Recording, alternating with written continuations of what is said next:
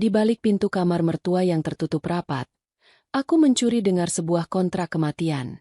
Memaksaku memilih antara menjadi korban tabrak lari yang malang besok pagi, atau menjadi algojo yang menyeretnya ke balik jeruji besi malam ini.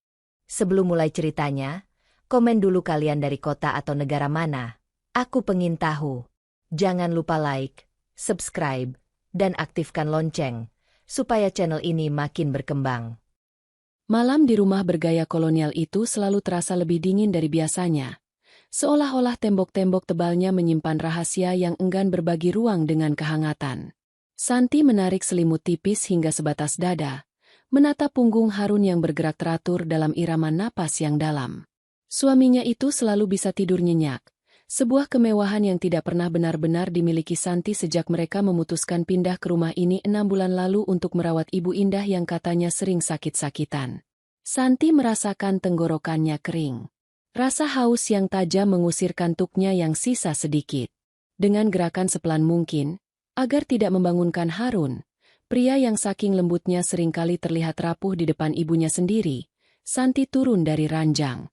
Lantai parket kayu itu berderit halus di bawah telapak kakinya yang dingin. Lampu lorong sengaja dimatikan, hanya menyisakan cahaya remang-remang dari lampu taman yang menembus jendela kaca patri di ujung koridor. Saat ia melintasi kamar Ibu Indah yang terletak tepat di sebelah kamar mandi utama, langkah Santi terhenti. Pintu kayu jati yang biasanya tertutup rapat itu sedikit terbuka, menyisakan celah kecil jari kelingking. Dari dalam, terdengar suara bisikan yang tajam, berbeda dengan suara lembut penuh kasih yang biasa Ibu Indah gunakan saat meminta Santi membuatkan teh herbal di pagi hari. Jangan banyak tanya, Riko. Ibu sudah hitung semuanya. Uang muka sudah Ibu transfer ke rekeningmu sore tadi. Santi membeku. Nama Riko disebut. Adik iparnya yang pengangguran dan selalu menjadi benalu itu sepertinya sedang terlibat dalam sesuatu yang serius dengan ibunya sendiri. Santi menahan napas. Dadanya terasa sesak seolah-olah oksigen di lorong itu mendadak lenyap.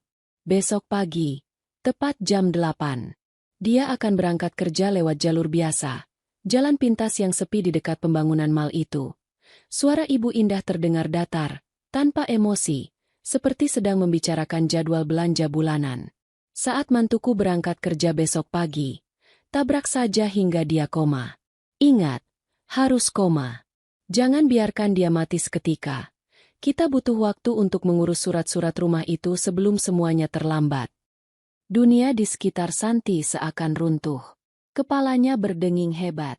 Kalimat, tabrak saja, menghantam batinnya dengan kekuatan ribuan ton. Seketika, memori yang selama ini ia kubur dalam-dalam menyeruak keluar seperti nanah dari luka lama.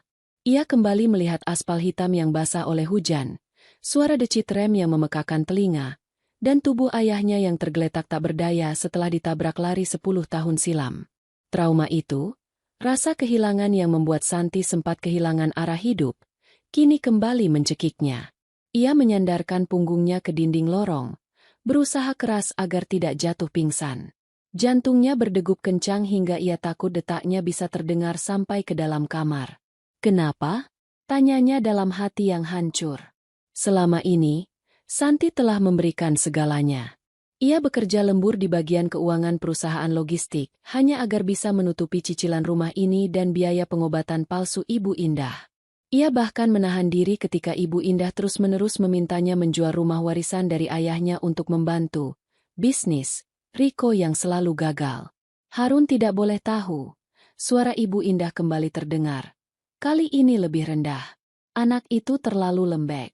Dia akan menangis berhari-hari, tapi setelah itu, dia akan bergantung sepenuhnya pada ibu. Begitu Santi masuk rumah sakit, ibu akan pastikan semua aset dialihkan atas nama Harun, yang berarti milik ibu juga. Santi menggigit bibir bawahnya hingga rasa anyir darah memenuhi mulutnya. Rasa sakit fisik itu membantunya tetap sadar. Ia menyadari satu hal yang mengerikan. Harun, suaminya yang sangat ia cintai, hanyalah pion dalam papan catur ibunya. Harun yang selalu berkata, ibu itu orang tua tunggal. San, dia hanya takut kesepian. Ternyata benar-benar buta terhadap monster yang ia sebut ibu. Langkah kaki terdengar dari dalam kamar. Ibu Indah tampaknya sedang berjalan menuju pintu. Dengan kecepatan yang didorong oleh insting bertahan hidup, Santi bergegas kembali ke kamarnya, mengabaikan rasa haus yang tadi menyiksanya. Ia menyelinap masuk ke bawah selimut, memejamkan mata rapat-rapat tepat saat ia mendengar pintu kamar Ibu Indah tertutup dengan bunyi klik yang final. Di kegelapan kamar, Santi menangis tanpa suara. Air matanya mengalir membasahi bantal, tapi otaknya bekerja dengan kecepatan yang belum pernah ia rasakan sebelumnya. Ia bukan lagi Santi yang naif. Ia adalah wanita yang pernah kehilangan segalanya dalam kecelakaan, dan ia bersumpah tidak akan membiarkan sejarah berulang. Ia melirik ponselnya yang tergeletak di nakas. Pukul 2 dini hari. 6 jam lagi menuju waktu yang direncanakan Ibu Indah untuk menghancurkan hidupnya. Emosi ketakutan itu perlahan mulai berganti menjadi amarah yang dingin dan terhitung. Ia teringat pada Maya, sahabatnya yang selalu memperingatkannya tentang sifat manipulatif Ibu Indah, namun selalu ia abaikan demi menjaga keharmonisan rumah tangga. Santi memiringkan tubuhnya, menatap punggung Harun. Ada dorongan untuk membangunkan suaminya, berteriak di telinganya tentang rencana busuk ibunya. Namun, ia tahu itu sia-sia. Harun tidak akan percaya tanpa bukti. Tanpa bukti, Santi hanya akan dianggap gila atau penuh kebencian. Santi bangkit perlahan, menuju meja riasnya. Dengan tangan yang masih sedikit gemetar, ia meraba laci paling bawah, mencari sesuatu yang kecil namun krusial. Ia mengambil sebuah kunci cadangan mobil Harun yang biasa ia simpan. Dalam kegelapan, matanya berkilat penuh tekad.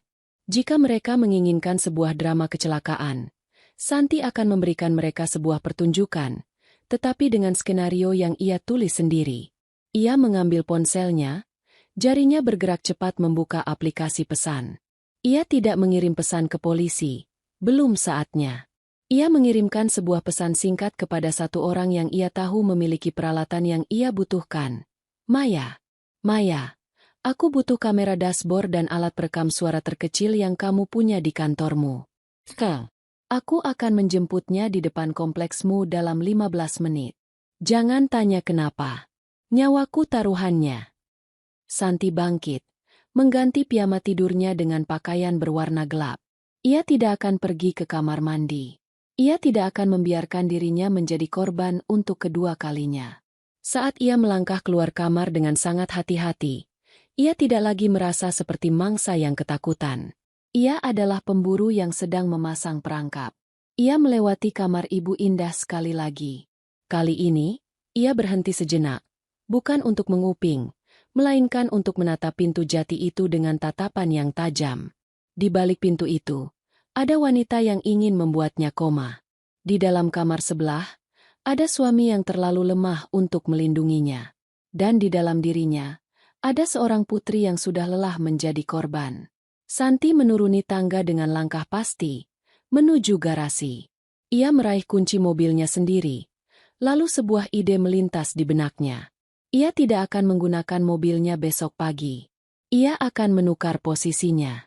Ia mengambil kunci mobil Riko yang sering ditinggalkan di meja ruang tamu. Mobil butut yang cicilannya juga diam-diam sering ia bantu bayar. Dengan gerakan tenang, ia mencabut salah satu kabel di bawah kap mobil itu, memastikan kendaraan itu tidak akan bisa menyala saat Riko membutuhkannya untuk mengejarnya besok pagi. Sebuah hambatan kecil, tapi cukup untuk memulai kekacauan yang direncanakan. Matahari pagi menembus celah gorden kamar dengan sinar yang terasa lebih menyengat dari biasanya. Bagi Santi, cahaya itu bukan lagi tanda dimulainya hari yang baru, melainkan lonceng kematian yang berdentang pelan di telinganya. Sepanjang sisa malam tadi, ia tidak benar-benar memejamkan mata. Setiap kali ia mencoba hanyut dalam kantuk, suara serak Ibu Indah yang memerintahkan Riko untuk menabraknya kembali terngiang, membuat jantungnya mencelos dan keringat dingin membasahi punggungnya. Ia menoleh ke arah Harun yang baru saja bangun dan menggeliat pelan. Pria itu tampak begitu polos, begitu tidak berdosa dengan wajah bangun tidurnya. Pikirannya berperang hebat. Haruskah ia memeluk Harun dan menceritakan semuanya? Namun, bayangan Harun yang selalu membela ibunya, dengan kalimat andalan, "Ibu hanya terlalu sayang padamu, San," membuat lidah Santi keluh. Di rumah ini, Kebenaran adalah barang mahal yang tidak akan dipercayai tanpa bukti yang kasat mata. Pagi. Sayang, kamu sudah bangun? Kok rapi sekali? Tanya Harun sambil mengucek matanya. Santi memaksakan sebuah senyuman. Ia sudah mengenakan kemeja kerjanya. Sebuah perisai kain yang ia harap bisa melindunginya hari ini. Iya, Mas. Banyak pekerjaan di kantor yang harus selesai sebelum jam 9. Baguslah. Kamu memang selalu rajin. Puji Harun tanpa beban. Santi beranjak ke depan cermin, memulas lipstik merah yang sedikit lebih terang dari biasanya untuk menutupi pucat di wajahnya. Ia harus terlihat normal. Ia harus menjadi aktor yang lebih hebat dari Ibu Indah. Saat ia melangkah keluar kamar menuju ruang makan, bau harum nasi goreng dan aroma teh melati memenuhi udara, sebuah aroma yang biasanya menenangkan, namun kini terasa seperti bau formalin yang memuakkan. Di meja makan, Ibu Indah sudah duduk dengan anggun, mengenakan daster sutra favoritnya. Wajahnya yang terlihat sepuh dan rapuh itu tersenyum hangat saat melihat Santi. Di sampingnya, Riko duduk dengan mata sembab dan tangan yang sesekali gemetar saat memegang sendok. Riko, adik ipar yang selama ini Santi bantu lunasi hutang judinya karena merasa kasihan, kini duduk di sana sebagai calon pembunuhnya. Santi, sini duduk. Ibu sudah buatkan nasi goreng kesukaanmu. Suara Ibu Indah begitu lembut, penuh perhatian yang meluap-luap. Tadi malam ibu dengar kamu bolak-balik ke kamar mandi. Apa kamu kurang sehat, Nak? Santi menarik kursi, duduk tepat di hadapan wanita yang baru saja mengatur jadwal kematiannya. Hanya haus, Bu. Mungkin karena cuaca sedang panas. Oh, syukurlah. Ibu khawatir sekali. Makanya, hari ini ibu siapkan bekal spesial untukmu. Ibu Indah menyodorkan sebuah kotak makan berwarna merah cerah. Ada ayam goreng dan sambal bajak. Jangan jajan di luar ya. Ibu ingin kamu makan masakan rumah saja hari ini. Santi menatap kotak makan itu. Di matanya, benda itu bukan berisi makanan, melainkan simbol kepatuhan yang sedang diuji. Ia bisa merasakan tatapan Riko yang terus menunduk, menghindari kontak mata. Riko tampak gelisah. Kakinya terus menghentak-hentak lantai di bawah meja. Terima kasih, Bu. Ibu repot-repot sekali. Sahut Santi datar. Sama sekali tidak repot untuk menantu kesayangan ibu. Balas Bu Indah dengan kerutan di sudut matanya yang terlihat sangat tulus. Harun menyusul ke meja makan, langsung menyambar roti bakar. Ia melirik jam tangannya dengan terburu-buru. San, sekarang sudah jam 7:15. Kalau kamu lewat jalan pintas yang biasanya, kamu bisa sampai kantor lebih awal sebelum macet total di depan proyek mal itu. Jantung Santi berhenti berdetak sejenak. Jalan pintas dekat pembangunan mal. Lokasi yang persis disebutkan dalam telepon semalam. Harun baru saja mengonfirmasi rute kematiannya tanpa dia sadari. Apakah Harun sengaja? Ataukah dia memang hanya alat yang digerakkan oleh ibunya untuk memastikan target berada di posisi yang tepat pada waktu yang tepat? Mas benar, San. Lebih baik berangkat sekarang. Timpal Riko tiba-tiba. Suaranya parau dan tidak stabil. Tadi aku lihat di aplikasi navigasi. Jalan utama sedang ada perbaikan pipa. Jalan pintas itu pilihan paling aman kalau mau cepat. Santi menelan ludah yang terasa sekeras batu. Ia menatap mereka bertiga secara bergantian. Harun yang sibuk dengan rotinya, Ibu Indah yang menatapnya dengan senyum keibuan yang mematikan, dan Riko yang terlihat seperti pengecut yang dipaksa menjadi algojo. Rumah ini, yang dulu ia perjuangkan dengan keringat dan air mata untuk direnovasi, kini benar-benar terasa seperti sarang predator.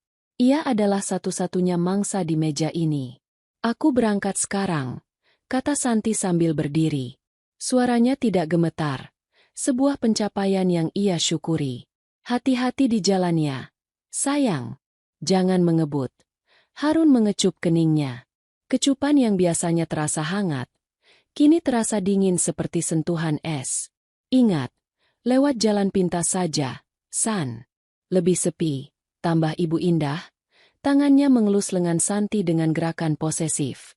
Santi mengangguk kecil, menyambar kunci mobilnya di atas meja, dan membawa kotak bekal merah itu. Saat berjalan menuju garasi, Ia bisa merasakan 3 pasang mata mengawasinya dari jendela ruang makan. Ia masuk ke dalam mobil, mengunci pintu segera, dan bersandar di kursi kemudi selama beberapa detik untuk mengatur napas. Tangannya mencengkeram kemudi hingga buku jarinya memutih. Ia menyalakan mesin mobil. Ingatannya kembali pada alat perekam kecil yang ia ambil dari mayat tadi subuh, sebuah perangkat yang kini sudah tersembunyi di balik lipatan dashboard mobilnya, aktif dan siap menangkap apapun yang terjadi. Ia juga telah memastikan kamera dashboardnya berfungsi dalam mode senyap. Santi tidak langsung memundurkan mobilnya. Ia merogoh tasnya, mengambil sebuah ponsel lama yang tidak diketahui oleh Harun maupun Ibu Indah. Ia membuka aplikasi pelacak lokasi yang sudah ia hubungkan dengan ponsel Riko secara diam-diam saat pria itu tertidur di sofa 2 hari lalu karena mabuk. Titik merah di layar menunjukkan bahwa ponsel Riko masih berada di dalam rumah. Santi menarik napas panjang. Ia tahu Riko akan segera bergerak setelah ia keluar dari pagar rumah ini. Dengan gerakan yang sengaja diperlambat agar terlihat normal di mata mereka yang mengawasi dari balik gorden, Santi menginjak pedal gas. Namun, bukannya menuju ke arah jalan pintas yang disarankan suaminya, Santi memutar kemudi ke arah sebaliknya, menuju ke sebuah area parkir supermarket yang padat pengunjung dan memiliki banyak akses keluar masuk. Di sana, ia memarkirkan mobilnya di sudut yang paling gelap dan tertutup oleh truk-truk besar. Santi tidak turun. Ia meraih kotak makan merah pemberian Ibu Indah, membukanya dengan tangan gemetar, dan tanpa ragu menuangkan seluruh isinya ke dalam kantong plastik sampah yang ada di bawah jok mobilnya. Ia kemudian mengambil sebuah botol air mineral, membasuh tangannya yang terasa kotor karena telah menyentuh pemberian wanita itu. Ia duduk diam dalam keheningan mobil yang pengap, menatap layar ponselnya. Titik merah milik Riko mulai bergerak keluar dari area rumah. Santi menunggu dengan waspada. Keputusannya sudah bulat. Ia tidak akan menjadi korban yang pasif. Ia akan mengikuti si pemburu, memastikan bahwa dialah yang akan menarik pelatuknya terlebih dahulu. Santi menghidupkan kembali mesin mobilnya. Namun kali ini ia mematikan lampu utamanya meskipun hari masih pagi dan sedikit berkabut. Ia perlahan-lahan keluar dari area parkir, menjaga jarak yang cukup jauh agar tidak terlihat, namun cukup dekat untuk tetap memantau kemana arah mobil butut Riko yang ia rusak kabelnya tadi malam, yang ternyata sudah diperbaiki dengan cepat atau mungkin Riko menggunakan kendaraan lain yang tidak ia sangka. Aspal hitam di depan supermarket itu masih basah oleh sisa embun pagi saat Santi memutar kemudi mobilnya. Ia menjaga jarak sekitar 3 mobil di belakang sebuah SUV perak dengan kaca film yang sangat gelap. Mobil itu tidak memiliki plat nomor yang familiar. Tetapi sejak Santi keluar dari gerbang rumah, kendaraan itu terus mengikuti rute yang biasanya ia lalui menuju kantor. Napas Santi pendek dan patah-patah. Ia mematikan radio agar bisa mendengar suara mesinnya sendiri, memastikan tidak ada suara aneh setelah ia melakukan sabotase kecil pada kabel mesin mobil Riko di garasi tadi malam. Namun, dugaannya meleset. Riko tidak menggunakan mobil bututnya. Pria itu entah bagaimana mendapatkan akses ke SUV perak ini. Santi melihat SUV itu melambat saat mendekati area pembangunan mal, tepat di jalan pintas yang disarankan Harun dan Ibu Indah tadi di meja makan. Jalan itu sepi, diapit pagar seng proyek dan lahan kosong yang ditumbuhi ilalang setinggi dada manusia. SUV itu berhenti di bahu jalan, menepi di bawah bayangan pohon besar. Santi menghentikan mobilnya jauh di belakang, di balik tikungan sebuah ruko kosong. Ia mematikan mesin. Tangannya mencengkeram ponsel lama yang ia bawa. Dari kejauhan, pintu SUV perak itu terbuka sedikit. Seseorang keluar untuk merokok, dan meskipun pria itu mengenakan topi hitam yang ditarik rendah, Santi mengenali jaket denim lusuh itu. Itu Riko. Benar-benar kamu, Riko, bisik Santi dengan suara yang tercekat di tenggorokan. Riko tampak gelisah. Ia berulang kali melihat jam tangan dan menatap ke arah jalan raya, menunggu mobil Santi lewat. Ada rasa mual yang hebat menghantam perut Santi. Adik ipar yang sering ia beri uang jajan, yang sering ia buatkan kopi saat pria itu begadang di ruang tamu, kini sedang menunggu di sana untuk menabraknya hingga koma. Setelah menunggu selama 15 menit tanpa melihat tanda-tanda kehadiran Santi, Riko membanting puntung rokoknya ke aspal. Ia masuk kembali ke mobil dan melakukan putar balik dengan kasar. Santi segera merunduk di balik kemudi agar tidak terlihat. SUV itu melaju kencang kembali ke arah perumahan mereka. Santi tidak pergi ke kantor. Ia menelepon Maya dengan tangan gemetar. Maya, aku tidak masuk hari ini. Tolong izinkan aku ke bagian personalia. Katakan aku ada urusan keluarga mendadak. Ujar Santi cepat sebelum Maya sempat bertanya. Santi, kamu di mana? Suaramu aneh sekali. Suara Maya terdengar khawatir di seberang sana. Aku sedang mengikuti mereka. Maya, ternyata benar. Riko yang akan melakukannya. Aku akan menghubungimu lagi nanti. Santi memutus sambungan telepon. Ia memutar arah, mengikuti SUV perak itu dari jarak yang sangat aman. Riko rupanya kembali ke rumah. Santi tidak berani masuk melalui pintu depan. Ia memarkirkan mobilnya 2 blok dari rumah mereka, di depan sebuah taman kecil yang jarang dikunjungi orang pada jam kerja. Dengan langkah mengendap-endap, Santi berjalan memutar menuju gang sempit yang berbatasan langsung dengan pagar belakang rumahnya. Beruntung, ia tahu ada celah di antara tanaman merambat dan pagar kayu yang sedikit lapuk di sudut taman belakang. Itu adalah tempat yang sering ia gunakan untuk memberi makan kucing liar. Santi menempelkan tubuhnya ke tembok dingin. Dari balik celah kayu, ia bisa melihat area taman belakang yang biasanya digunakan Ibu Indah untuk menjemur tanaman obatnya. Di sana, Ibu Indah sudah berdiri menunggu. Wajahnya tidak lagi dihiasi senyum lembut seperti di meja makan tadi pagi. Wajah itu tegang dan penuh amarah. Riko berjalan menghampiri ibunya dengan langkah terburu-buru. Dia tidak lewat sana. Bu, aku sudah menunggu sampai jam 8:15, tapi mobilnya tidak muncul. Seru Riko dengan nada frustrasi. Santi segera mengaktifkan mode perekaman video di ponselnya, mengarahkan lensa kecil itu melalui celah pagar. Mustahil. Harun bilang dia berangkat lebih awal. Sahut Ibu Indah tajam. Apa kamu yakin tidak melewatkannya? Aku tidak buta, Bu. Aku hafal warna mobilnya. Dia tidak lewat jalan pintas itu. Mungkin dia lewat jalan utama karena curiga. Ibu Indah mendengus. Tangannya melipat di depan dada. Curiga? Dari mana dia bisa curiga? Kamu pasti yang teledor. Atau mungkin dia mampir ke suatu tempat dulu. Dasar tidak berguna. Jangan menyalahkanku, Bu. Aku sudah mempertaruhkan nyawaku dengan mobil sewaan ini. Kalau polisi tahu ini mobil bodong, aku yang masuk penjara. Riko membalas dengan suara meninggi. Santi menahan napas. Mobil sewaan bodong. Jadi itu sebabnya Riko tidak menggunakan mobilnya sendiri. Diam kamu, bentak Ibu Indah. Dengarkan Ibu. Kalau pagi ini gagal, kita lakukan besok pagi. Tapi sore ini, saat dia pulang kerja, Ibu ingin kamu memastikan rem mobilnya benar-benar blong.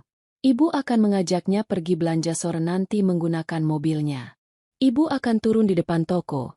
Lalu saat dia melanjutkan perjalanan pulang sendirian, biarkan kecelakaan itu terjadi di turunan dekat sungai. Riko terdiam sejenak, lalu mengangguk pelan. Uangnya, Bu? Aku butuh tambahan. Taruhan judiku semalam kalah lagi. Penagih hutang sudah mencariku. Ibu Indah mengeluarkan sebuah amplop tebal dari saku dasternya dan melemparkannya ke arah Riko. Itu uang muka tambahan. Pastikan kali ini tidak gagal. Ibu tidak mau melihat wajah menantu sombong itu lagi di rumah ini. Dia pikir dia hebat hanya karena dia yang memegang keuangan keluarga ini? Dia hanya orang asing di rumah Harun. Santi mematikan rekaman video itu saat keduanya masuk ke dalam rumah. Seluruh tubuhnya menggigil hebat. Bukan hanya karena rencana pembunuhan itu, tapi karena penghinaan Ibu Indah. Ternyata selama ini pengabdiannya, uang gajinya yang ia gunakan untuk menghidupi mereka, dianggap sebagai bentuk kesombongan oleh mertuanya. Santi menyandarkan kepala di tembok pagar yang kasar. Ia merasa sangat kesepian. Harun tidak ada di sini untuk membelanya. Harun sedang bekerja, mungkin sambil memikirkan betapa beruntungnya dia memiliki ibu yang perhatian dan istri yang rajin. Harun tidak tahu bahwa di balik dinding ini, sebuah konspirasi berdarah sedang disusun untuk melenyapkan istrinya. Santi menghapus air mata yang jatuh di pipinya. Rasa takut yang sejak semalam menyiksanya kini mulai mengkristal menjadi sesuatu yang lebih keras. Ia tidak bisa lagi hanya berlari. Jika ia terus menghindar, mereka akan mencari cara lain yang lebih licik. Santi berjalan kembali menuju mobilnya dengan pikiran yang berputar cepat.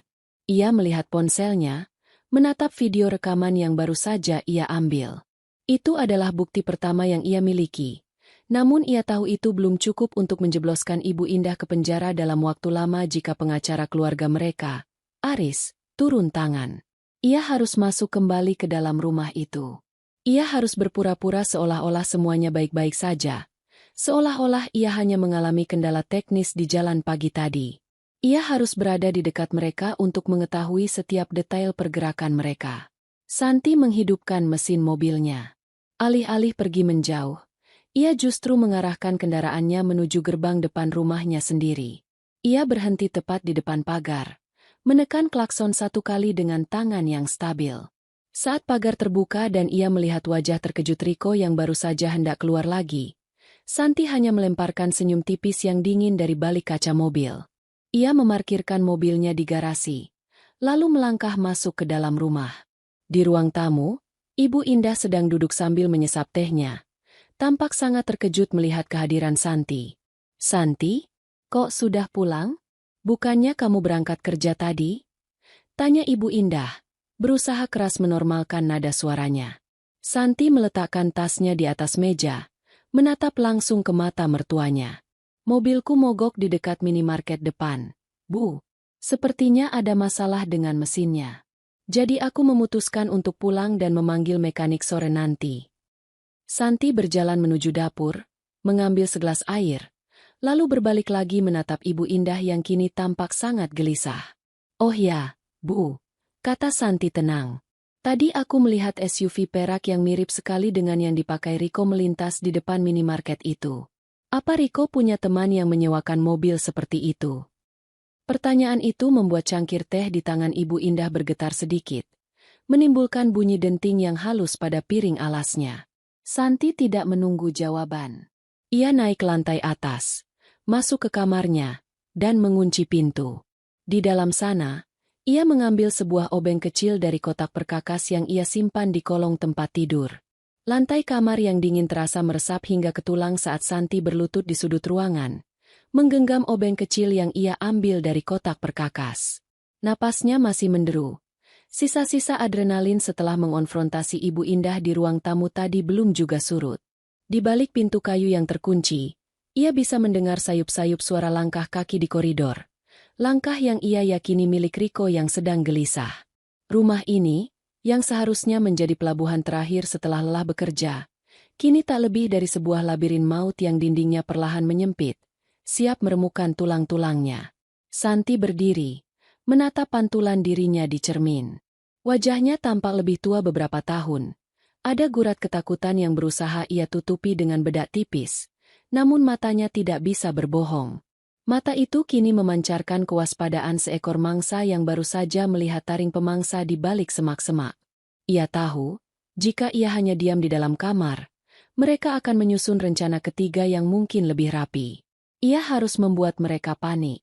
Ia harus mengacaukan ritme mereka. Sore itu, tepat pukul 4, Santi keluar dari kamar dengan tas kerja yang tersampir di bahu. Di ruang tengah, Ibu Indah sedang duduk bersama Harun yang baru saja pulang kerja lebih awal. Harun tampak sedang memijat bahu ibunya, sebuah pemandangan yang biasanya membuat Santi merasa hangat, namun kini hanya menimbulkan rasa mual. "Mas, Ibu, aku mau ke bengkel sebentar. Mekanik tadi bilang mobilku harus dicek lebih lanjut karena ada masalah di bagian sistem pengereman," ujar Santi dengan nada yang sengaja ia buat sedikit cemas. Ibu Indah tersentak kecil, namun dengan cepat menguasai diri. "Oh, ya sudah. Hati-hati ya. Nak, Riko tadi bilang mau keluar juga. Apa mau diantar Riko saja?" "Tidak usah, Bu. Dekat kok." Potong Santi cepat. Ia melirik Harun, berharap suaminya akan menawarkan diri untuk menemani, atau setidaknya bertanya lebih detail. Namun Harun hanya menoleh sekilas tanpa menghentikan pijatannya. "Ya sudah, San. Cepat ya. Kasihan ibu dari tadi kepikiran kamu terus karena tadi pagi kamu pulang mendadak. Jangan bikin ibu makin stres. Santi hanya mengangguk. Lidahnya terasa keluh untuk membalas. Ia melangkah keluar, menghidupkan mesin mobilnya, dan melaju meninggalkan gerbang. Begitu sampai di jalan raya, ia melihat di kaca spion sebuah motor yang dikendarai oleh sosok berjaket denim, Rico. Rico mengikutinya. Santi tidak menuju bengkel. Ia mengarahkan mobilnya ke pusat perbelanjaan terbesar di kota itu. Sebuah mall dengan gedung parkir yang memiliki ribuan kendaraan. Ia memacu mobilnya masuk ke dalam labirin parkir, naik hingga ke lantai paling atas yang terbuka dan ramai, lalu memarkirkan kendaraannya tepat di bawah sorotan kamera CCTV gedung. Ia mematikan mesin, mengunci mobil, dan berjalan cepat menuju lift. Alih-alih masuk ke dalam mall, Santi keluar melalui pintu darurat di lantai dasar yang menuju ke pangkalan taksi daring. Ia memesan sebuah mobil, mengganti pengaturan ponselnya ke mode "Jangan Ganggu", dan meminta pengemudi untuk membawanya berkeliling tanpa tujuan selama 1 jam sebelum akhirnya memintanya mengantar pulang melalui jalur tikus yang tidak mungkin dilalui oleh Rico. Selama di dalam taksi, Santi menatap layar ponselnya yang terus menyala karena panggilan masuk yang ia abaikan. Ada 10 panggilan dari Harun, 5 dari Ibu Indah, dan belasan pesan singkat dari Rico yang menanyakan keberadaannya. Ia bisa membayangkan kepanikan di wajah Rico saat kehilangan jejak di gedung parkir tadi. Kepanikan adalah celah, dan Santi butuh celah itu untuk melihat siapa yang akan pertama kali menjatuhkan topengnya. Santi sampai di depan rumahnya hampir pukul 7 malam. Suasana rumah tampak tegang. Lampu teras menyala terang, dan ia bisa melihat mobil Harun terparkir dengan posisi yang tidak beraturan, seolah-olah baru saja direm mendadak. Begitu Santi melangkah masuk melalui pintu depan, ia disambut oleh keheningan yang mencekam sebelum akhirnya suara bentakan Harun memecah udara. "Dari mana saja kamu, Santi?" Harun berdiri di tengah ruang tamu, wajahnya merah padam. Di belakangnya, Ibu Indah duduk di sofa sambil memegang dadanya, seolah-olah sedang sesak napas. Ada gelas air putih yang gemetar di tangannya. "Ponselmu tidak aktif. Kamu bilang cuma ke bengkel, tapi bengkel langganan kita bilang kamu tidak pernah sampai di sana. Ibu sampai pingsan tadi karena cemas kamu kenapa-kenapa di jalan." Harun berjalan mendekati Santi, suaranya meninggi, menunjukkan kemarahan yang jarang ia tunjukkan. Santi terdiam, menatap Harun dengan pandangan yang sulit diartikan. Ia mencari setitik rasa khawatir yang tulus di mata suaminya. Namun yang ia temukan hanyalah kejengkelan karena kenyamanannya dan ibunya terusik. Tadi ada urusan mendadak, Mas. Aku bertemu Maya karena ada berkas kantor yang tertinggal di mobilnya. Jawab Santi dengan suara rendah, mencoba mempertahankan ketenangannya. Bisa kan beri kabar? Kamu tahu ibu punya penyakit jantung. Kamu egois sekali, San. Harun membentak lagi. Kali ini tangannya menunjuk ke arah Ibu Indah. "Lihat Ibu. Gara-gara kamu menghilang tanpa kabar, Ibu ketakutan setengah mati. Dia takut kamu kecelakaan seperti ayahmu dulu." Kalimat terakhir itu seperti sembilu yang menyayat batin Santi. Bagaimana bisa Ibu Indah menggunakan trauma terbesarnya sebagai alat untuk memojokkannya? Sementara wanita itu jugalah yang merencanakan kecelakaan serupa? Ibu Indah mulai terisak. Suaranya terdengar serak dan menyedihkan. "Sudahlah, Harun, jangan marahi Santi. Ibu yang salah karena terlalu sensitif. Ibu cuma takut. Ibu cuma takut kehilangan menantu sebaik Santi." "Ibu tidak salah. Santi yang keterlaluan." Harun berpaling kembali pada Santi. "Sekarang minta maaf pada ibu. Cepat." Santi merasa dunia di sekitarnya berputar. Ia merasa tercekik di rumahnya sendiri. Ia melihat Rico berdiri di ambang pintu dapur, wajahnya pucat dan penuh keringat dingin, menatap Santi dengan tatapan menyelidik, mencari tahu apakah Santi sudah tahu sesuatu atau memang ini hanya kebetulan. Alih-alih menangis atau berteriak, Santi justru merasakan dingin yang luar biasa menjalar di hatinya. Ia menyadari satu hal, di mata Harun, ia bukan lagi seorang istri yang perlu dilindungi, melainkan hanya penyebab gangguan bagi ibunya. Perpihakan Harun sudah mutlak, Dan itu adalah kenyataan yang lebih menyakitkan daripada rencana tabrak lari Riko. Maafkan aku, Bu, ujar Santi pendek, tanpa emosi. Ia berjalan melewati Harun tanpa menatapnya, menuju kamar mandi. Di dalam kamar mandi, Santi menyalakan keran air dengan kencang untuk meredam suara isaknya. Ia terduduk di lantai keramik yang dingin, memeluk lututnya sendiri.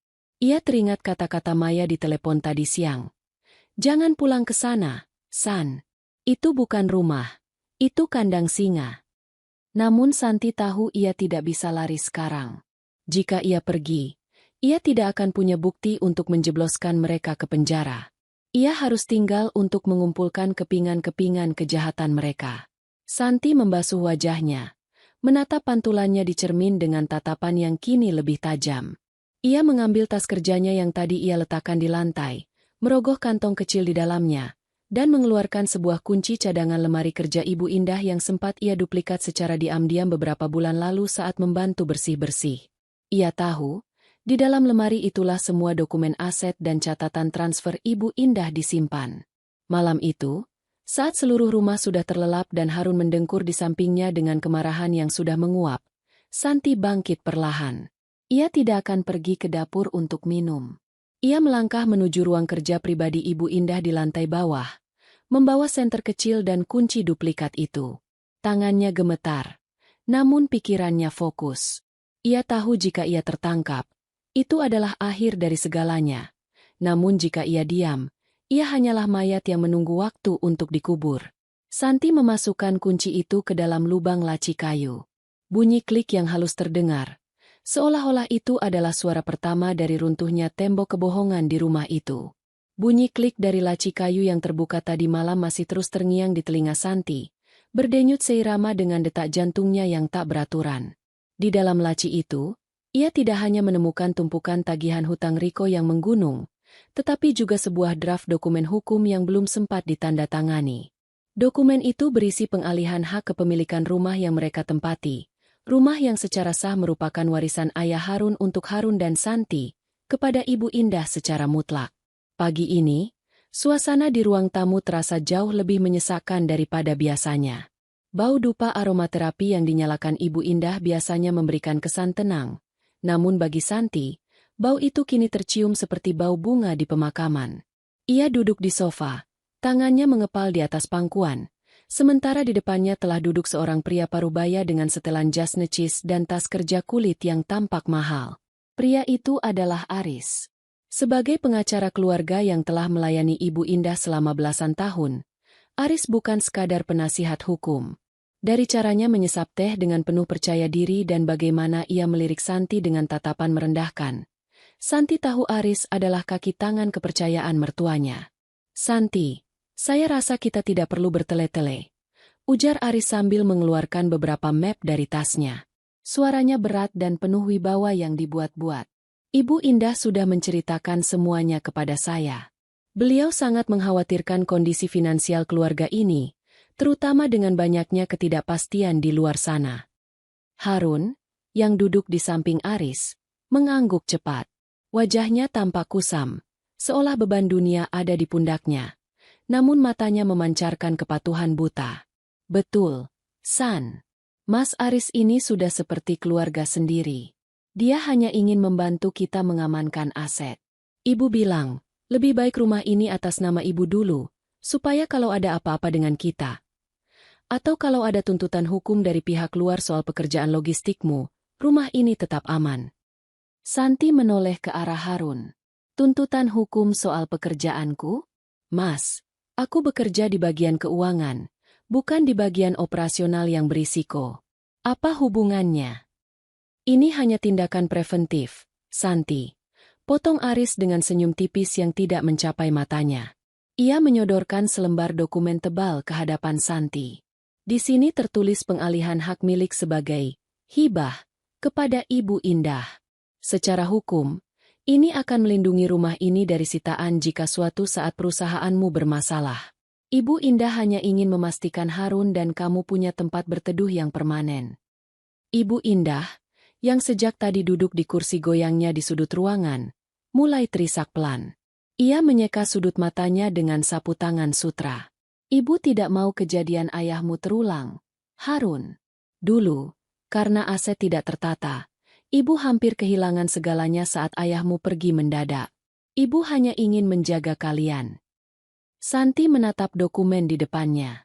Matanya tertuju pada satu klausul kecil yang menyatakan bahwa jika terjadi hal-hal yang menyebabkan ketidaksanggupan mengelola aset, pada pihak pertama, Santi dan Harun, maka kendali penuh jatuh ke tangan Ibu Indah. Ketidaksanggupan mengelola aset. Istilah hukum itu mendadak berubah menjadi kata, koma, di kepala Santi. Jika rencana Riko berhasil pagi tadi, jika ia benar-benar ditabrak dan berakhir tak berdaya di rumah sakit, Ibu Indah hanya butuh tanda tangan ini untuk melenyapkan hak Santi sepenuhnya. Ini bukan soal keamanan aset. Ini soal pembersihan jalur. Mereka ingin hartanya, dan mereka ingin dirinya hilang dari skenario tanpa meninggalkan jejak kepemilikan. Kenapa harus sekarang, Mas Aris? Tanya Santi. Suaranya terdengar lebih stabil dari yang ia duga. Dan kenapa hanya rumah ini?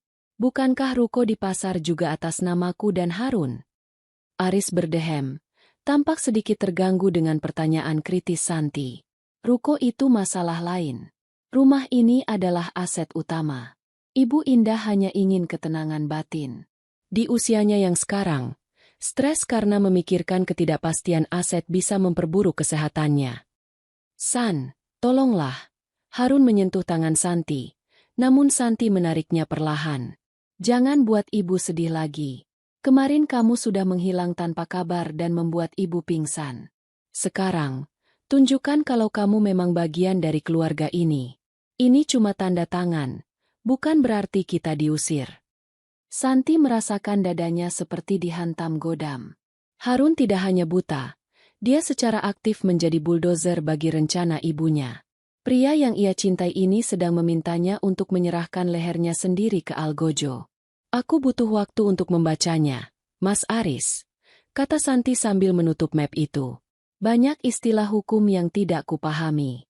Aku akan membawanya ke kantor besok untuk dipelajari.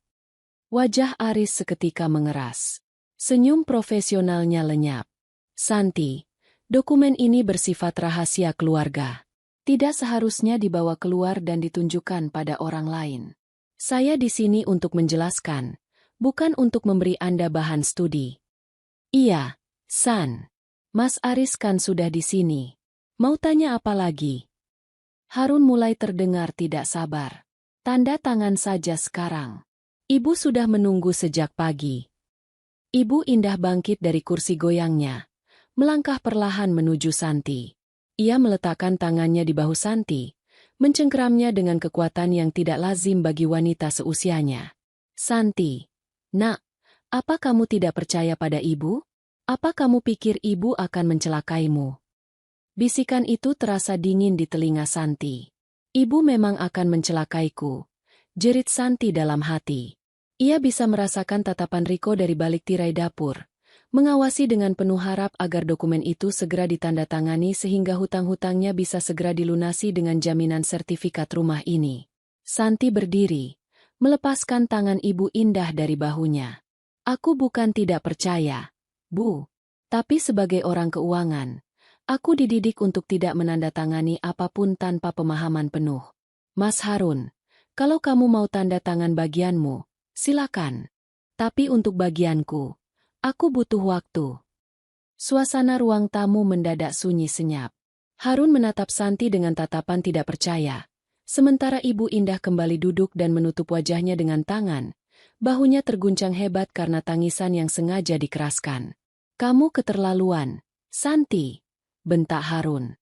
Kamu benar-benar egois. Ibu cuma minta satu hal ini sebagai bukti baktimu, dan kamu malah mencurigai kami.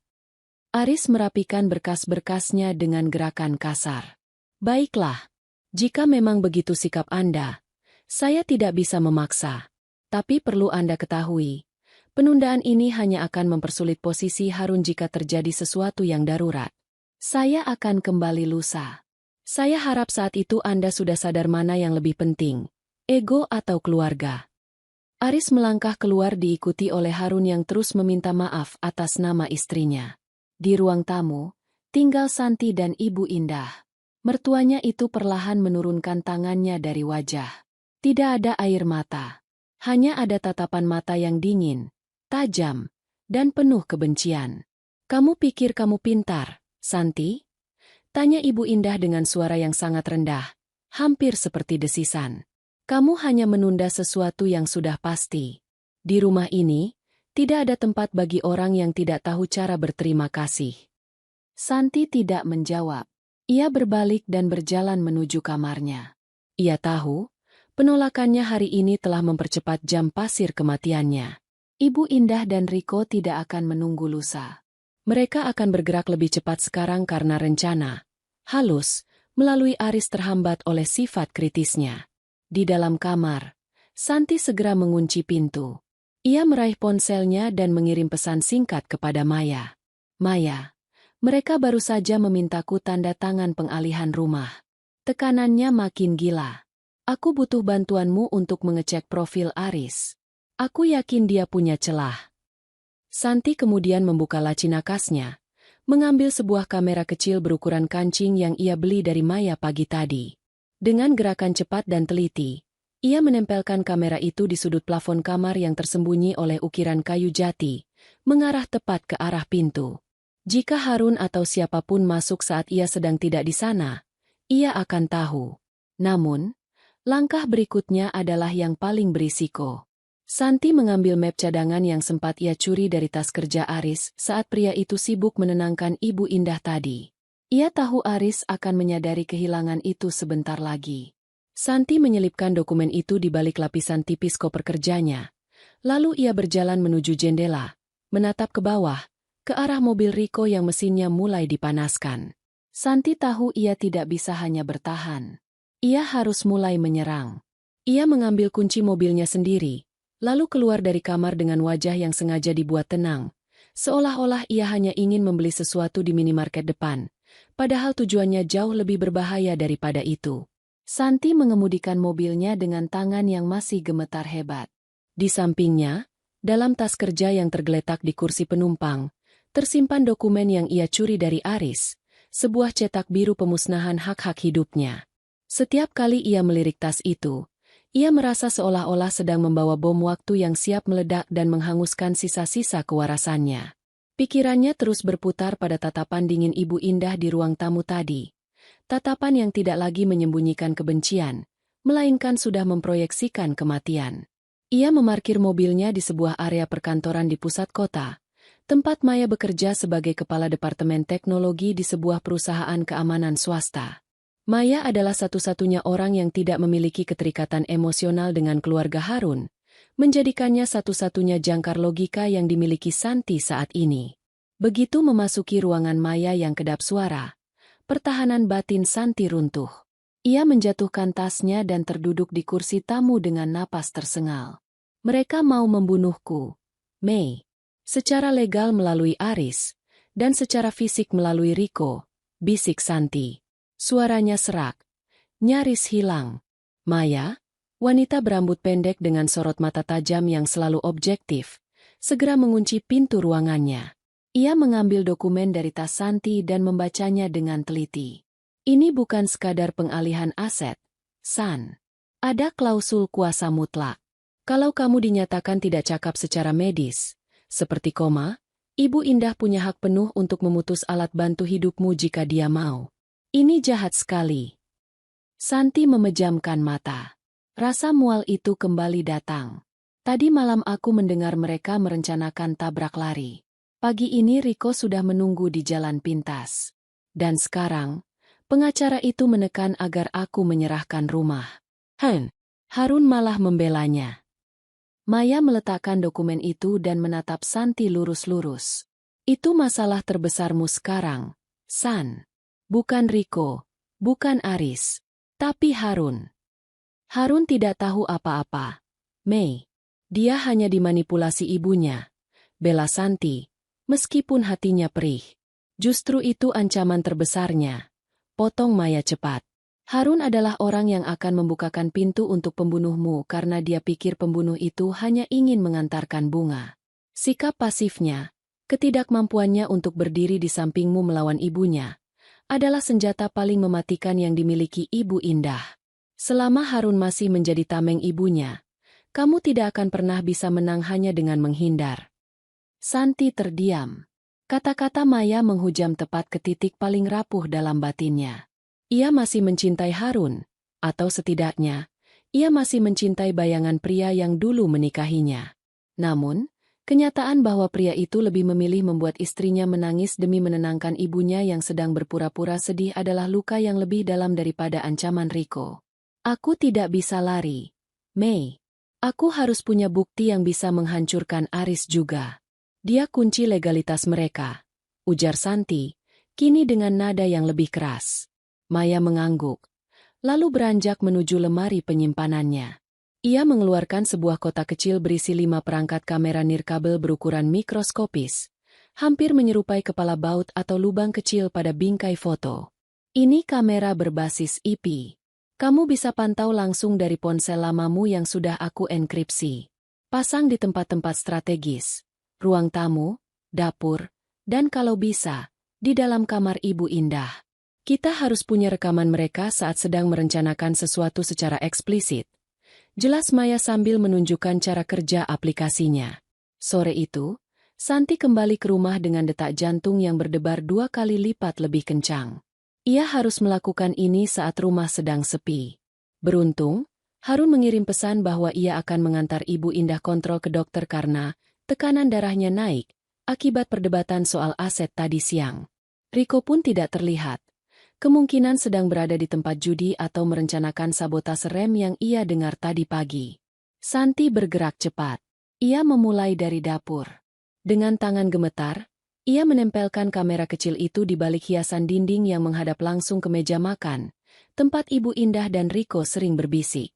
Tangannya berkeringat, membuat perekat kamera itu sempat tergelincir, memicu kepanikan singkat di dada Santi. Tenang, Santi. Jangan biarkan mereka menang, bisiknya pada diri sendiri. Kamera kedua ia pasang di ruang tamu, tersembunyi di dalam vas bunga buatan yang diletakkan di rak tinggi. Dari sudut ini, ia bisa mengawasi interaksi Aris jika pria itu kembali datang. Langkah paling berat adalah saat ia berdiri di depan pintu kamar Ibu Indah. Kamar itu selalu berbau minyak kayu putih dan melati. Bau yang kini identik dengan pengkhianatan. Santi masuk dengan langkah seringan kapas. Matanya menyisir ruangan yang rapi itu. Ia menempelkan kamera ketiga di celah ukiran lemari jati, mengarah tepat ke arah tempat tidur dan meja telepon Ibu Indah. Saat ia hendak melangkah keluar, ia melihat sebuah laci meja rias yang sedikit terbuka. Di sana, terletak sebuah botol obat tanpa label. Santi teringat Ibu Indah selalu mengaku sakit jantung, tapi botol itu terlihat mencurigakan. Tanpa pikir panjang, ia mengambil ponselnya, memotret botol itu, lalu segera keluar dan menutup pintu tepat saat ia mendengar suara gerbang rumah dibuka. Itu mobil Harun.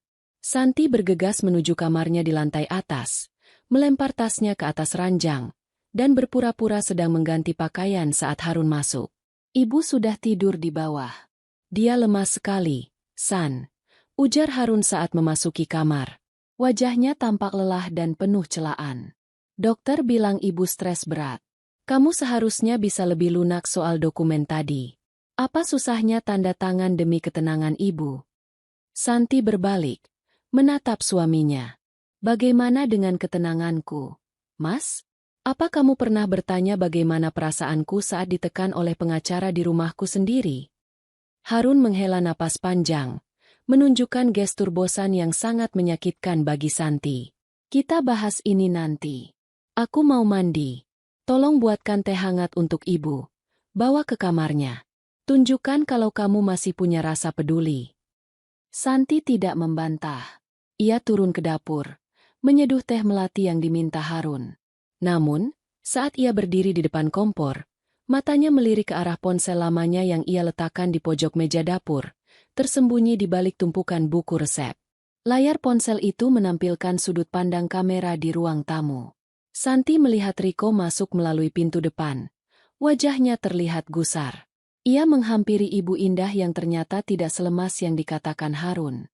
Ibu Indah berdiri dengan tegak di dekat sofa, menanti Riko. Santi menahan napas, menatap layar ponsel itu dengan tangan yang mencengkeram pinggiran meja dapur. Suara mereka belum terdengar jelas karena ia belum memasang mikrofon tambahan. Tapi dari gerak tubuh mereka, ada ketegangan baru yang muncul. Ia melihat Ibu Indah memberikan sebuah kunci kepada Riko. Kunci yang ia kenali sebagai kunci gudang di belakang rumah tempat peralatan pertukangan disimpan. Santi tahu, di gudang itulah semua cairan kimia dan alat pemotong logam berada. Santi mengambil nampan tehnya. Alih-alih merasa takut, kini ada kemarahan yang membara di balik dadanya yang sesak. Ia berjalan menuju kamar Ibu Indah untuk mengantarkan teh tersebut, melewati Harun yang sedang asyik dengan ponselnya di sofa ruang tengah, benar-benar buta terhadap visual yang baru saja Santi saksikan di layar ponsel rahasianya. Saat ia meletakkan teh di nakas Ibu Indah, wanita tua itu menatapnya dengan senyum kecil yang penuh kemenangan. "Terima kasih, Santi. Kamu memang menantu yang berbakti. Sayang sekali kalau bakti ini harus terhenti karena musibah." Santi hanya tersenyum tipis, jauh lebih tenang dari sebelumnya. Ibu juga harus jaga kesehatan. Jangan sampai musibah itu datang pada orang yang salah. Santi melangkah keluar, menutup pintu kamar mertuanya, dan merogoh saku roknya. Ia mengeluarkan kunci duplikat gudang belakang yang tadi sempat ia ambil dari gantungan kunci cadangan di dapur saat ia menyeduh teh. Ia tahu ini berisiko, tapi ia harus tahu apa yang Riko siapkan di dalam gudang itu malam ini. Genggaman Santi pada kunci duplikat gudang belakang yang dingin terasa seperti menggenggam kepingan nyawanya sendiri. Kata-kata terakhir Ibu Indah di kamar tadi bukan lagi sekadar sindiran, melainkan proklamasi perang. Di rumah ini, setiap helai napas yang ia hirup seolah-olah harus dibayar dengan kewaspadaan yang menguras seluruh energinya. Santi berdiri di koridor temaram, menatap pintu kamar mandi utama di mana suara kucuran air shower terdengar konsisten. Ibu Indah sedang mandi. Harun masih berada di ruang tengah, tenggelam dalam siaran berita di televisi yang volumenya dikeraskan. Ini adalah jendela waktu yang sangat sempit, celah tipis di antara maut dan keselamatan.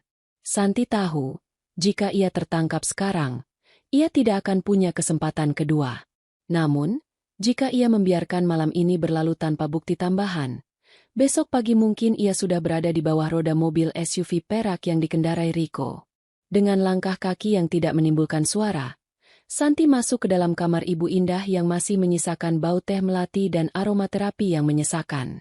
Matanya langsung tertuju pada ponsel pintar milik mertuanya yang tergeletak di atas nakas, tepat di samping botol obat tanpa label yang ia potret sore tadi. Jantungnya berdegup begitu kencang hingga ia merasa bisa pingsan kapan saja. Santi meraih ponsel itu. Layarnya terkunci. Ia mencoba memasukkan tanggal lahir Harun. Gagal. Ia mencoba tanggal lahir almarhum ayah Harun. Juga gagal. Keringat dingin mulai membasahi dahinya. Ia mendengar suara air di kamar mandi mendadak berhenti. Panik mulai merayap. Ia mencoba satu kombinasi terakhir. Tanggal pernikahan Harun dan Santi. Sebuah ironi besar yang menyayat hatinya ketika layar ponsel itu terbuka dengan kode tersebut. Ibu Indah menggunakan tanggal paling bahagia bagi Santi sebagai kunci untuk menyimpan segala kebusukannya. Santi bergerak secepat kilat. Ia membuka aplikasi perbankan yang untungnya belum sempat keluar secara otomatis. Matanya membelalak melihat saldo yang tersisa di sana. Jauh lebih sedikit dari apa yang seharusnya ada jika uang dari gaji Santi digunakan untuk pengobatan. Ia segera memeriksa riwayat transfer selama 3 hari terakhir. Di sana, tertera 3 kali pengiriman uang dalam jumlah besar ke rekening atas nama Riko Pratama. Catatan kecil di setiap transaksi itu membuat darah Santi mendidih. DP operasional, sewa SUV plat palsu, dan yang terakhir, baru dikirim 1 jam yang lalu. Bonus keberhasilan, selesaikan esok. Ini bukan sekadar ancaman lisan, bisik Santi dengan suara yang bergetar. Ini kejahatan terorganisir. Mereka benar-benar membeli nyawaku dengan uang hasil keringatku sendiri. Ia segera mengambil ponsel lamanya, memotret setiap baris transaksi itu dengan tangan yang gemetar hebat. Ia juga menemukan pesan singkat antara Ibu Indah dan Riko. "Riko, rem mobilnya sudah aku otak-atik, Bu. Kalau besok dia tidak lewat jalan pintas, Setidaknya dia akan celaka di turunan sungai. Bu Indah. Bagus. Pastikan Aris sudah siap dengan dokumen rumah begitu berita itu tersebar. Harun harus tetap percaya ini murni kecelakaan. Santi merasa dunia di sekelilingnya berputar. Pengkhianatan ini begitu dalam hingga menembus sumsum tulangnya. Ia tidak hanya menghadapi seorang mertua yang benci padanya, tapi ia menghadapi sebuah sindikat keluarga yang dipimpin oleh wanita yang ia panggil ibu. Tiba-tiba, suara gagang pintu kamar mandi diputar. Santi tersentak. Dengan gerakan refleks yang didorong oleh insting bertahan hidup, ia meletakkan kembali ponsel itu tepat di posisi semula dan melompat ke arah lemari pakaian, berpura-pura sedang merapikan mukena yang tergantung di luar. Ibu Indah keluar dengan handuk yang melilit kepalanya. Wajahnya yang tadi tampak segar seketika berubah menjadi waspada saat melihat Santi ada di dalam kamarnya. "Sedang apa kamu di sini, Santi?" tanya Ibu Indah. Suaranya dingin, matanya menyipit penuh selidik. Santi memutar tubuhnya, memegang selembar kain dengan senyum yang dipaksakan. "Ini, Bu, mukena ibu tadi talinya lepas." Santi niatnya mau membantu menjahitnya mumpung ibu lagi mandi. Santi tidak mau ibu kesulitan saat mau salat tahajud nanti. Ibu Indah berjalan mendekat. Tatapannya beralih ke ponselnya di nakas, lalu kembali ke wajah Santi. Ia seolah mencari setitik kebohongan di mata menantunya. "Kamu terlalu rajin, Santi. Kadang, orang yang terlalu rajin itu mencurigakan. Kamu tidak menyentuh barang-barang ibu, kan?" "Tentu tidak, Bu. Kenapa ibu bicara begitu?" Santi mencoba tertawa kecil, meskipun hatinya menjerit ketakutan. Santi hanya ingin berbakti. Ibu Indah mengambil ponselnya, memeriksanya sebentar, lalu menatap Santi dengan senyum miring yang menyeramkan. "Baguslah.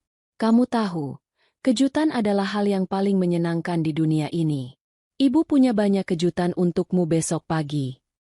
Santi mengangguk, lalu bergegas keluar dari kamar itu. Begitu sampai di lorong yang gelap, ia menyandarkan punggungnya ke dinding, terengah-engah seolah baru saja berlari maraton. Bukti digital itu sudah ada di tangannya. Transfer uang, rencana sabotase rem, dan keterlibatan Aris, semuanya sudah terekam di ponsel rahasianya. Namun, ada satu masalah besar, Harun. Ia kembali ke ruang tengah dan melihat Harun sedang tertawa menonton acara komedi di televisi. Harun tampak begitu damai, begitu tak tersentuh oleh badai yang sedang menghantam istrinya. Santi duduk di sampingnya, menatap suaminya dengan rasa sakit yang tak terlukiskan. "Mas," panggil Santi pelan. Kenapa, San? Kok mukamu pucat sekali? Masih kepikiran soal dokumen tadi ya?"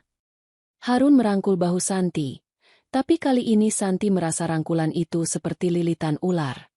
"Sudahlah, besok kita bicara lagi dengan Mas Aris. Ibu hanya ingin yang terbaik untuk kita." "Mas, kalau seandainya ibu melakukan sesuatu yang jahat padaku, apa kamu akan tetap membelanya?" tanya Santi, matanya berkaca-kaca. Harun melepaskan rangkulannya dan menghela napas panjang, menunjukkan raut wajah yang kembali kesal. "Santi, kita sudah bahas ini berkali-kali. Ibu itu orang tua tunggal. Dia tidak punya siapa-siapa selain aku dan Riko. Kenapa kamu selalu berprasangka buruk? Apa karena trauma kecelakaan ayahmu itu?" Santi terdiam. Harun menggunakan traumanya untuk membungkam suaranya. Pria ini tidak akan pernah percaya tanpa ledakan yang nyata. Santi bangkit. Tidak ingin memperpanjang perdebatan yang hanya akan membuatnya terlihat gila di mata Harun. Ia melangkah menuju dapur, mengambil segelas air, dan menatap ke arah pintu gudang di belakang rumah yang tertutup rapat. Ia teringat pada kunci duplikat di sakunya. Riko mungkin sudah selesai dengan rem mobilnya, tapi Santi belum selesai dengan Riko.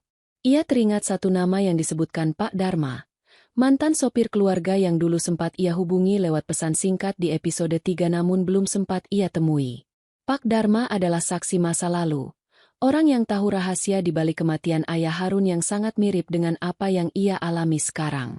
Santi membuka ponselnya, mengetik pesan pada Maya. "Mei, kirimkan semua bukti transfer ini ke cloud pribadimu.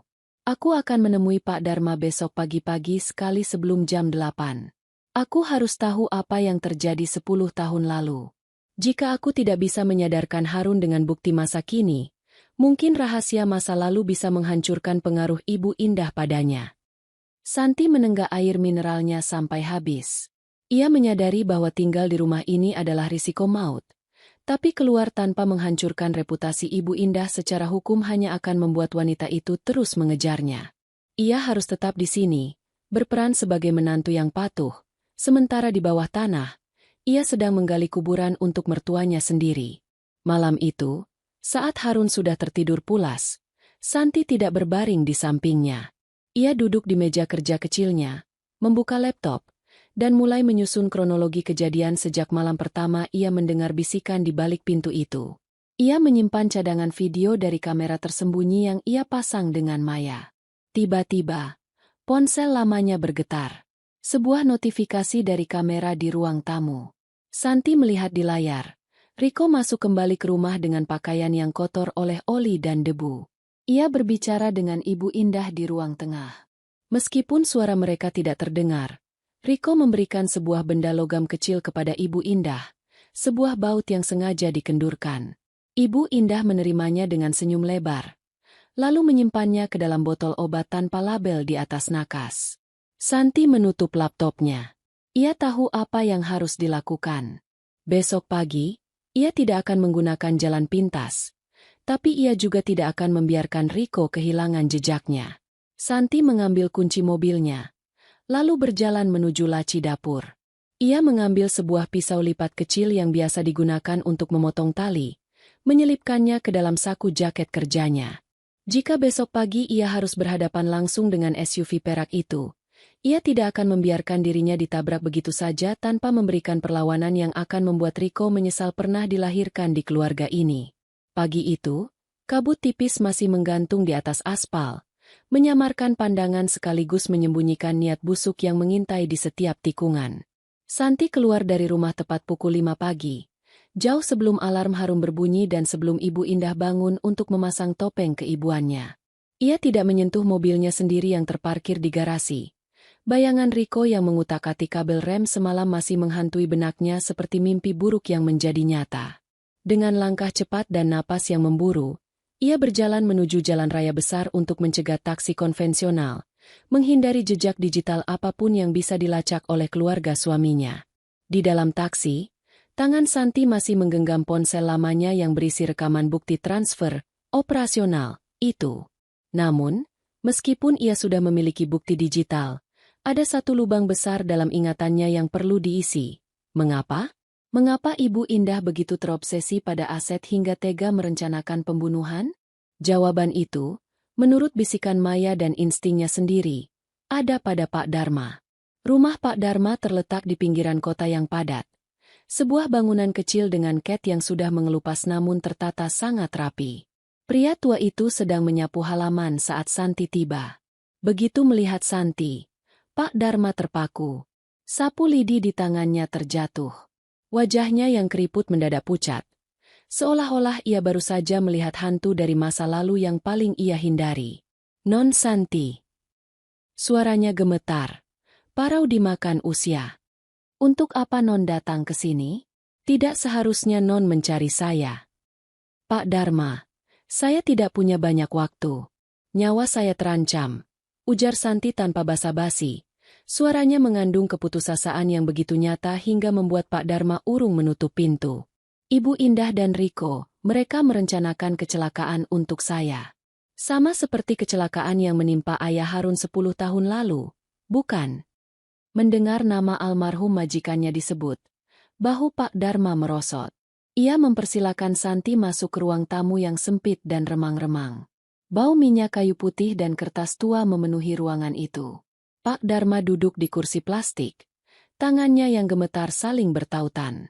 Saya sudah menduga hari ini akan datang, gumam Pak Dharma. Matanya menerawang jauh. Ibu Indah itu, dia bukan wanita biasa, Non. Dia memiliki rasa memiliki yang sangat sakit. Dulu, Tuan Besar, ayahnya Harun, ingin menceraikannya karena sudah tidak tahan dengan sifat manipulatifnya. Tuan ingin menjual rumah besar itu dan membagi hartanya agar bisa memulai hidup baru. Santi menahan napas. Lalu apa yang terjadi? Pak Dharma menatap Santi dengan tatapan penuh penyesalan. Malam sebelum Tuan Besar meninggal, saya tidak sengaja melihat Ibu Indah di garasi. Dia memegang alat pertukangan. Besok paginya, Tuan Besar berangkat ke kantor sendirian. Remnya blong di turunan tajam arah luar kota. Polisi bilang itu murni kecelakaan karena kurang perawatan. Dunia seolah berhenti berputar bagi Santi. Rasa mual yang sejak tadi ia tahan kini memuncak. Pak Dharma tahu remnya disabotase. Tapi Bapak diam saja. Saya takut. Non. Saya punya keluarga. Pak Dharma mulai terisak. Ibu Indah mengancam akan menuduh saya jika saya bicara. Dia membayar saya untuk tutup mulut dan segera berhenti kerja. Tapi setiap malam, saya tidak bisa tidur. Saya melihat wajah Tuan Besar setiap kali saya memejamkan mata. Santi merasa mentalnya jatuh ke dasar jurang yang paling dalam. Ia bukan hanya sedang berurusan dengan seorang mertua yang jahat, tetapi dengan seorang sosiopat kambuhan yang sudah memiliki rekam jejak darah. Pola yang terjadi padanya sekarang adalah pengulangan sejarah yang sempurna. Dulu suaminya sendiri, sekarang menantunya. Siapapun yang menghalangi kontrolnya atas harta dan dominasi keluarga, akan dilenyapkan tanpa ragu. Kenapa Harun tidak curiga sedikit pun? Tanya Santi dengan suara yang nyaris hilang. Ibu Indah sangat hebat dalam berperan sebagai korban, Non. Setelah Tuan Besar meninggal, dia berpura-pura depresi dan bergantung sepenuhnya pada Harun. Dia mencuci otak Harun agar percaya bahwa hanya ibunya lah satu-satunya orang yang tulus mencintainya. Harun tumbuh dalam rasa bersalah dan kewajiban yang salah arah. Jelas Pak Dharma. Santi bersandar pada sandaran kursi yang keras. Informasi ini menghancurkan sisa-sisa harapannya tentang Harun. Jika selama 10 tahun Harun telah dibentuk oleh narasi palsu ibunya, apakah mungkin bagi Harun untuk mempercayai Santi? Harun bukan hanya sekadar anak mami yang pasif. Dia adalah produk dari manipulasi jangka panjang seorang pembunuh. Kenyataan ini membuat Santi menyadari betapa sendirinya ia di rumah itu. Setiap senyum Ibu Indah, setiap bekal makanan yang disiapkan, setiap belayan di kepalanya, semuanya adalah bagian dari ritual sebelum penyembelihan. Ia merasa kotor karena pernah menyayangi wanita itu. Ia merasa bodoh karena selama ini bekerja keras untuk menghidupi seorang monster yang pernah membunuh ayah dari pria yang ia cintai. Pak Dharma, saya mohon kalau saatnya tiba, maukah Bapak memberikan kesaksian? Tanya Santi, memegang tangan Pak Dharma yang dingin. Pak Dharma terdiam lama. Ketakutan masih terpancar jelas di matanya. Namun rasa bersalah yang ia bawa selama 1 dekade tampaknya mulai mencapai titik jenuh. Saya sudah tua, Non. Saya tidak mau mati dengan membawa beban ini ke liang lahat. Jika Non bisa menjamin keamanan keluarga saya akan bicara. Santi keluar dari rumah Pak Dharma dengan perasaan yang jauh lebih berat dari saat ia datang. Matahari sudah mulai meninggi, menunjukkan pukul 7:30 pagi. Ia harus segera kembali sebelum ada yang menyadari kepergiannya. Namun ia tahu ia tidak bisa pulang dengan cara yang biasa. Saat ia berjalan menuju pangkalan taksi terdekat, ia melewati sebuah jembatan kecil. Di bawah sana, sungai mengalir deras. Santi berhenti sejenak, menatap air yang keruh itu. Ia teringat rencana Ibu Indah, kecelakaan di turunan dekat sungai. Tiba-tiba, ponsel utamanya berdering. Nama, Harun, muncul di layar. Santi menarik napas panjang, mencoba menormalkan suaranya sebelum mengangkatnya. Halo, Mas. Santi, kamu di mana? Ibu panik sekali. Tadi Riko bilang dia lihat mobilmu masih di garasi tapi kamu tidak ada di kamar. Kenapa kamu pergi tidak bilang-bilang? Suara Harun terdengar penuh kecemasan yang bercampur dengan nada menyalahkan. Aku tadi merasa sesak napas. Mas, aku butuh jalan pagi sebentar mencari udara segar. Aku hampir sampai rumah. Jawab Santi datar. Segera pulang. Ibu sedang menyiapkan sarapan spesial. Dia bilang mau bicara soal Aris lagi. Jangan bikin suasana makin panas. San. Cepat ya. Santi memutus sambungan telepon. Ia menatap ke arah jalanan, lalu ke arah mobilnya yang terparkir jauh di garasi rumah melalui aplikasi pelacak. Ia tahu, jika ia kembali sekarang, ia akan masuk ke dalam jebakan kedua. Tapi jika ia tidak pulang, mereka akan curiga bahwa ia sudah tahu segalanya. Santi membuat keputusan yang sangat berbahaya. Ia tidak memanggil taksi untuk mengantarnya pulang ke pintu depan. Sebaliknya, ia memesan taksi dan meminta diturunkan di sebuah bengkel kecil yang letaknya beberapa kilometer dari rumahnya, bengkel milik kenalan lamanya. Di sana, ia menemui montir yang ia kenal dan memberikan kunci mobil cadangannya. Tolong ambil mobilku di rumah saat aku sudah sampai di sana nanti. Jangan biarkan siapapun melihatmu. Periksa bagian remnya, rekam semua prosesnya, dan jangan perbaiki apapun. Aku butuh bukti fisik yang masih segar.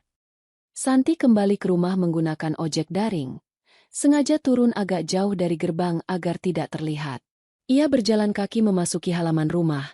Jantungnya berdegup kencang saat melihat Ibu Indah berdiri di teras, sedang menyiram bunga dengan wajah yang begitu tenang, seolah-olah ia bukan baru saja menyusun rencana pembunuhan kedua dalam hidupnya. "Santi, dari mana saja kamu?"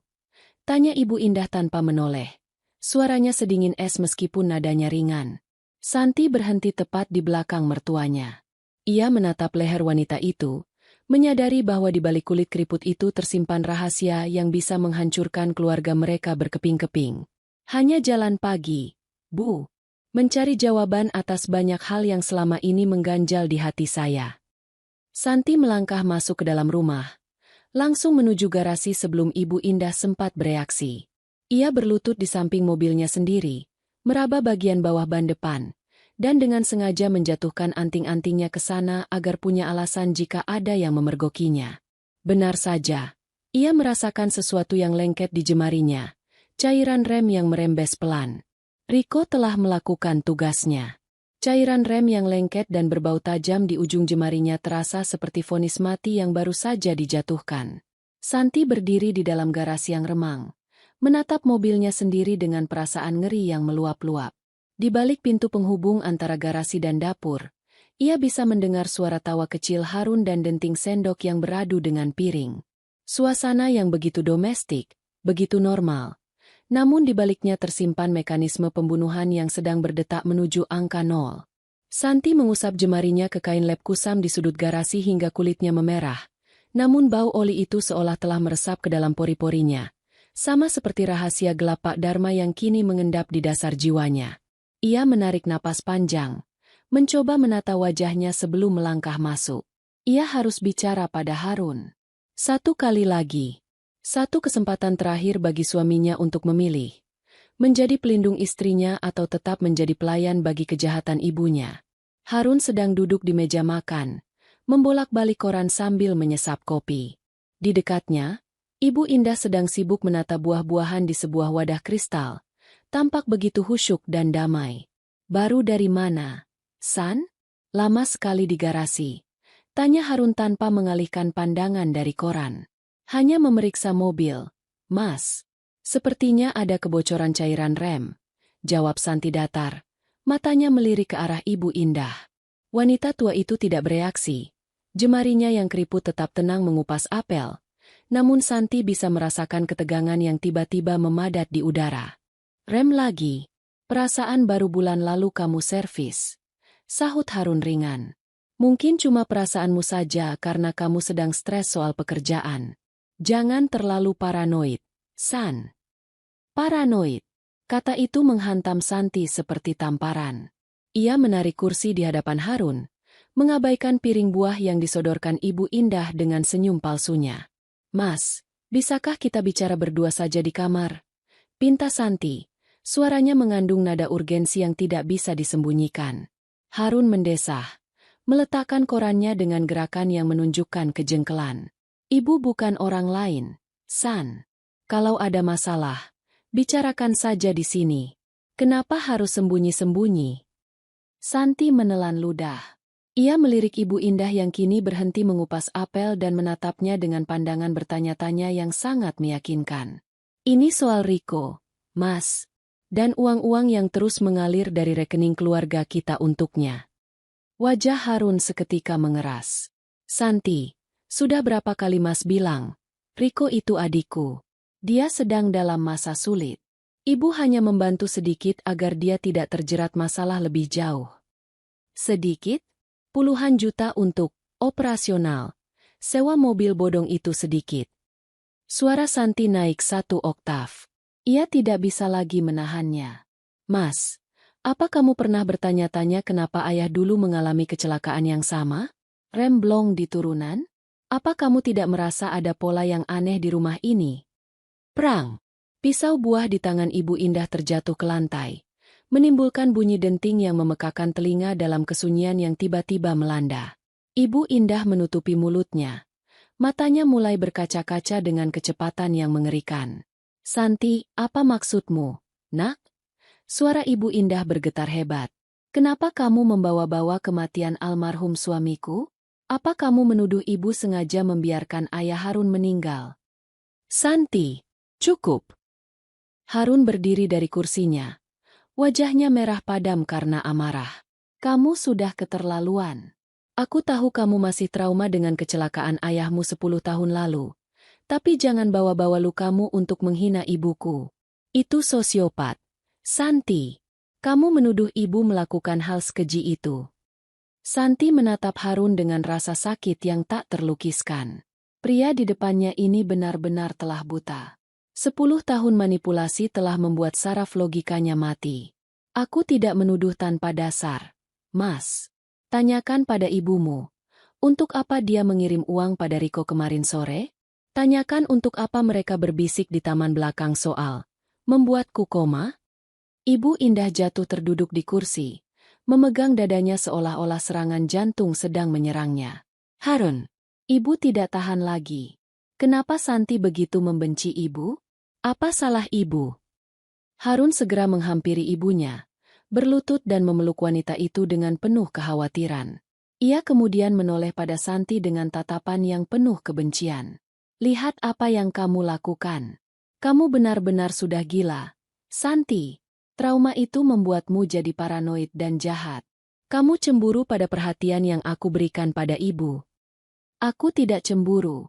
Harun, aku sedang mencoba menyelamatkan nyawaku, teriak Santi.